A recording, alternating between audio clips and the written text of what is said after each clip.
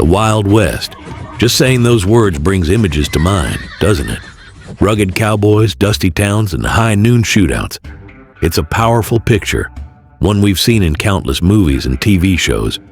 But what if I told you that much of what we think we know is just a story? What if the real history is far more complicated and sometimes far more uncomfortable? During the days of the Old West, photographers captured thousands of images. But many of these pictures weren't widely seen. Some showed things that didn't fit the heroic, romantic image people wanted.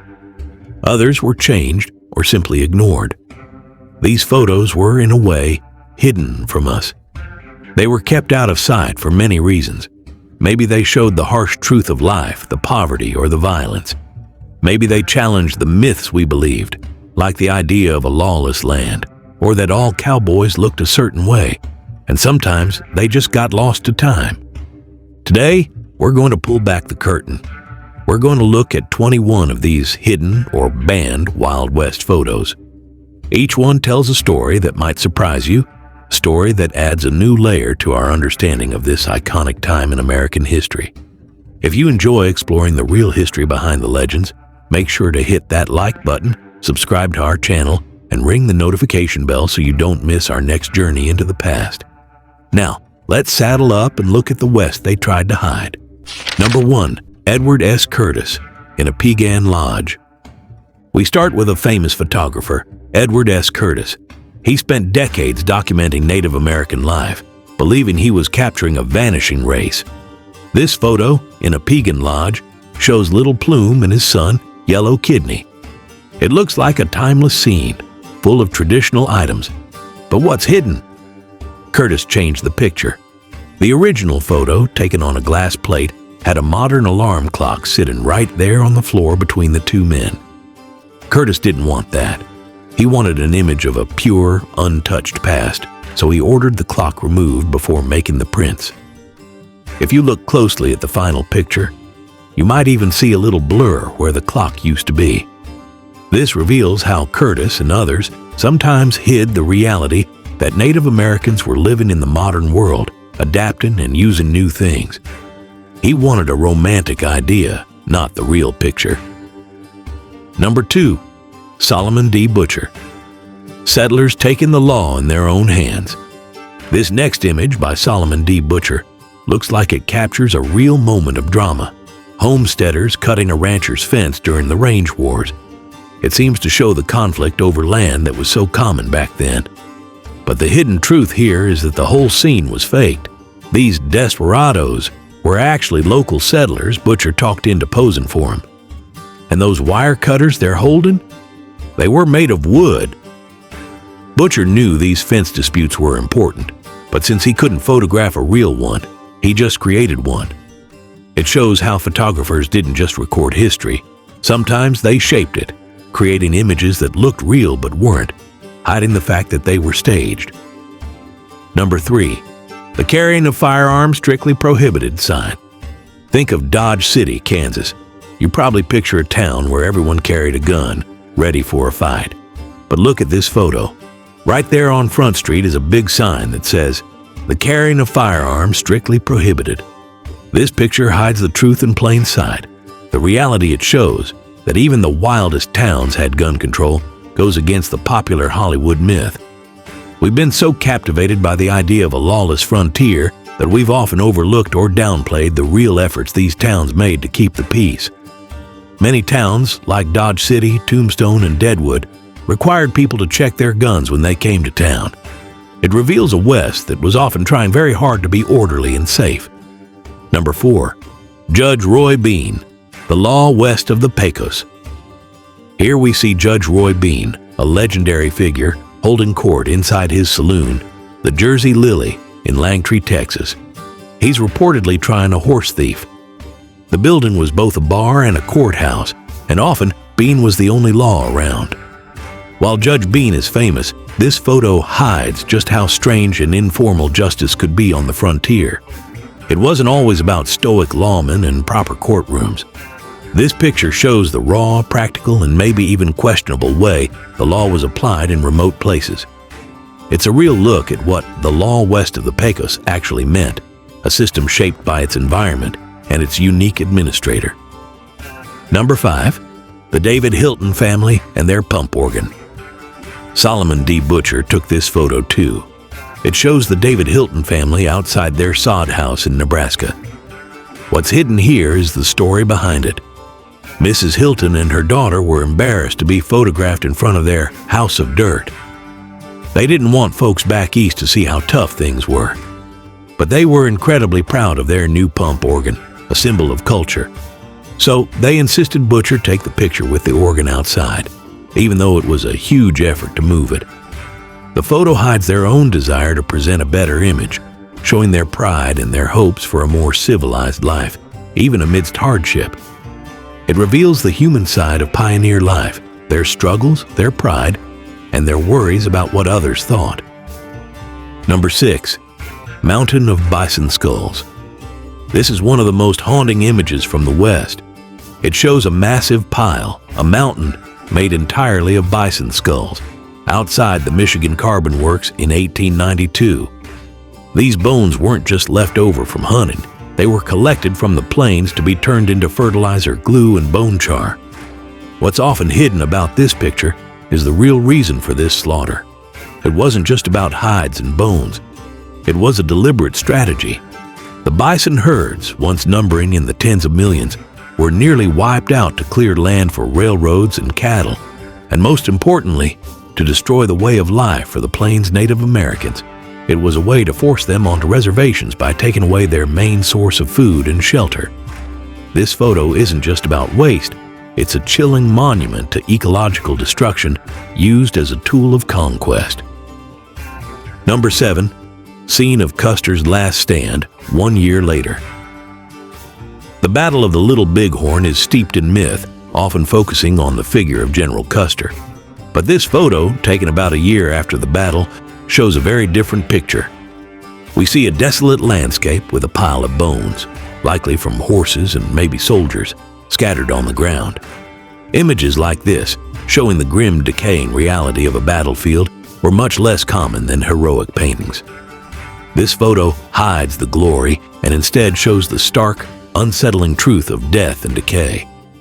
It strips away the romance of war and forces us to see the brutal cost, challenging us to look beyond the myths. Number 8.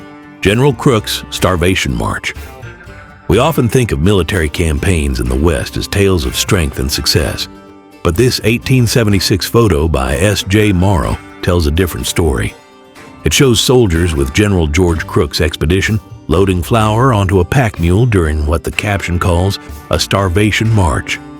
The expedition was running out of food and the men were suffering.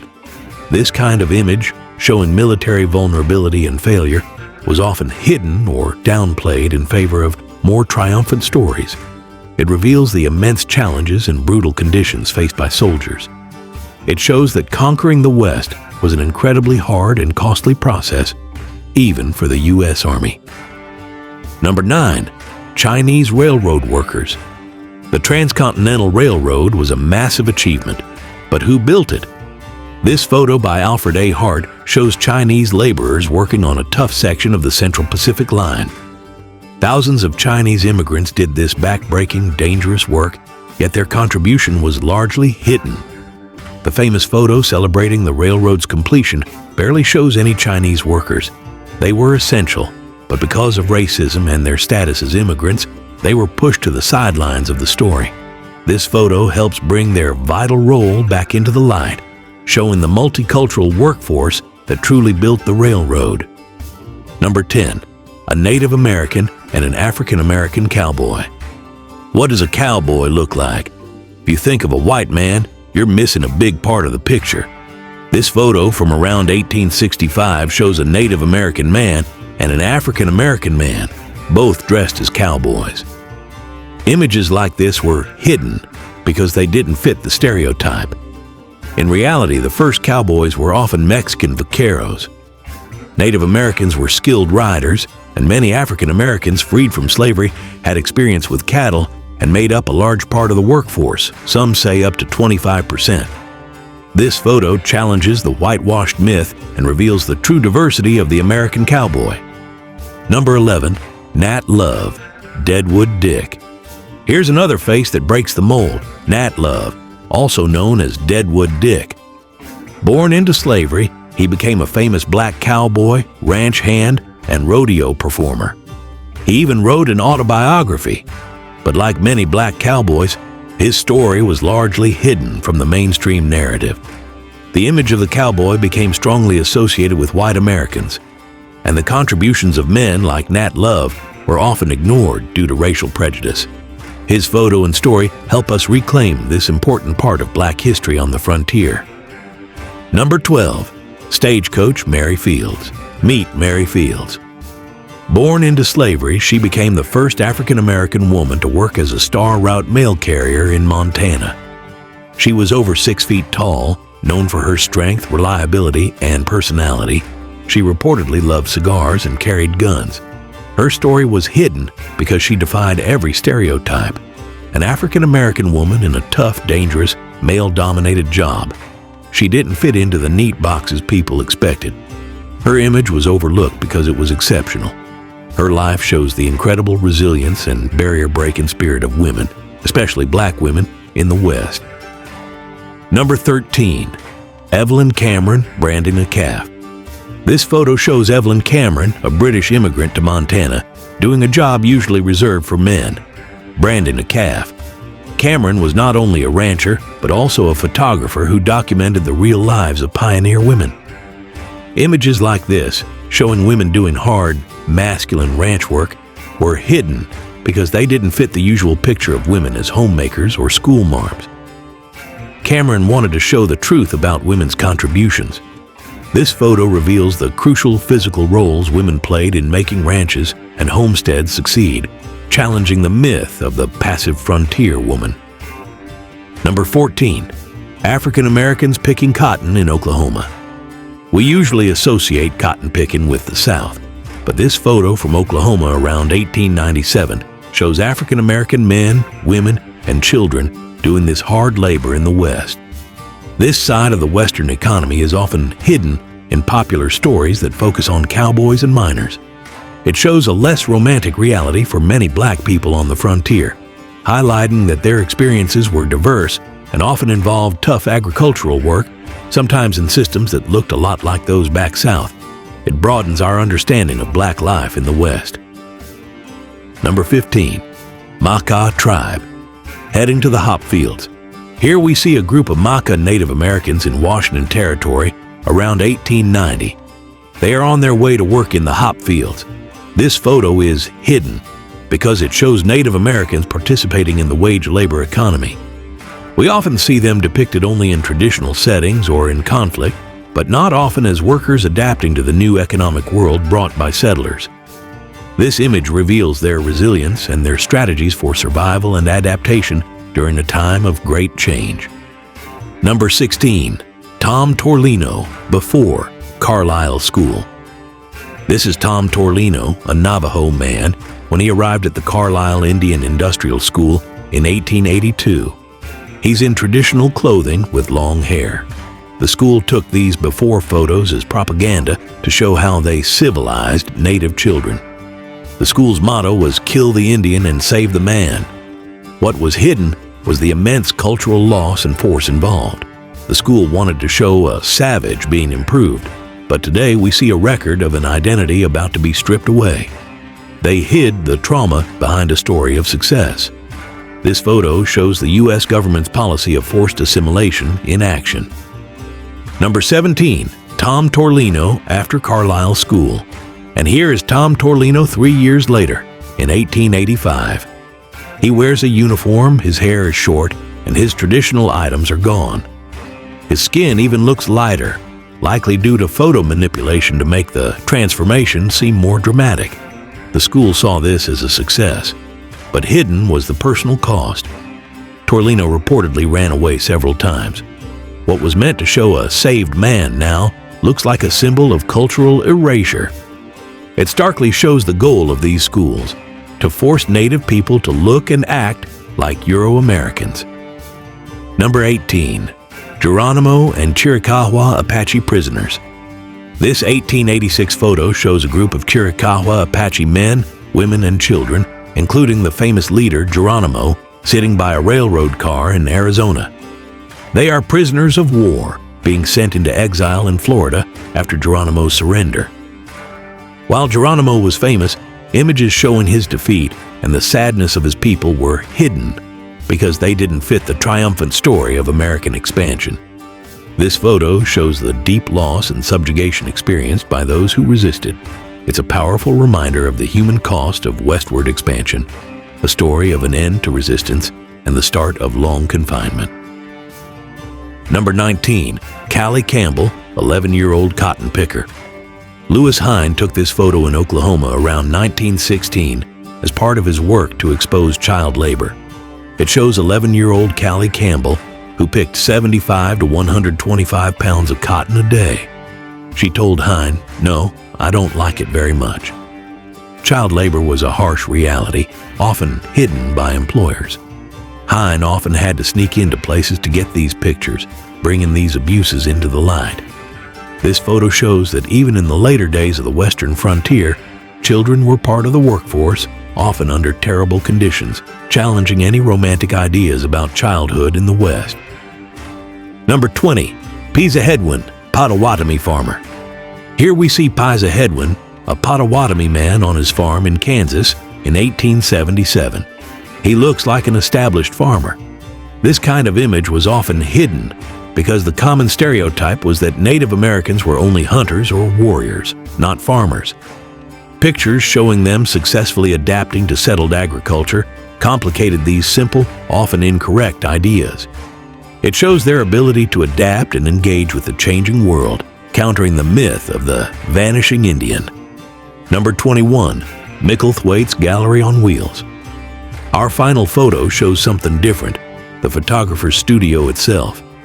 This is Micklethwaite's horse-drawn caravan, which was a home, studio, and darkroom all in one. These traveling photographers brought their craft to small towns and fairs. What's hidden here is the process behind all those old photos. We see the pictures, but rarely how they were made. This reveals the challenges and the ingenuity needed to be a photographer back then, especially outside a city. It shows the very real physical work that went into capturing the West on film. These 21 photographs peel back the layers of myth and legend surrounding the American West. They show us a place filled with diverse people facing complex realities, a place far different from the simple stories we often hear. These images, once hidden, help us build a richer, more honest understanding of this crucial time in American history. They remind us that history isn't just one story, but many stories, often conflicting and always worth exploring. And many of these stories, whether it's about injustice, the cost of expansion, or the struggle of different communities, still echo today. By looking at these hidden images, we don't just learn about the past, we gain a clearer view of the present. What do you think? Did any of these photos surprise you?